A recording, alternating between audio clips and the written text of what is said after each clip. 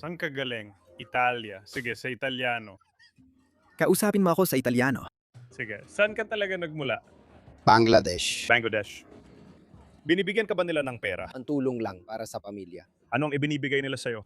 300, isang linggo. Bawat linggo. Kaya 1,200 kada buwan. Nawawala ang perang ito mula sa karaniwang Italyano.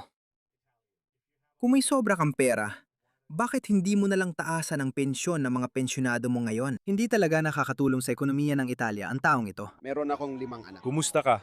5 anak. 5 anak. 5 bata. 5 bat. Magkano ang nakukuha mo kada bata? Benepisyo para sa bata, 100 at 41 kada buwan.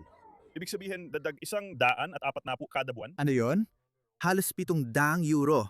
Dagdag pa sa natatanggap na niya? O, isang buwan. Dagdag 100 at 40 bawat buwan bawat bata. 5 bata mula Bangladesh dinala sa Italia, tapos Ireland at kumukuha ng pera sa gobyerno. Nakilala din namin ang mga anak niyang ipinanganak sa Italia at Italyano ang nasyonalidad. Para lang may perspektiba. Tingnan mo yan. Tingnan mo lang yan. Lahat sila lalaki. Kamumuhian nilang Italia. Kamumuhian nila ang kulturang kanluranin at sibilisasyon. Tingnan mo ang kaawa-awang ayos nila.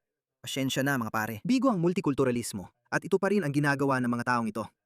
Hindi nila pinapabagal. Sa halip, pinapalala pa nila gaya ng ipinakita ni Eva. 500,000 tao na kagaya niyan ang papasok sa Italia. Sa totoo lang, hindi na papasok.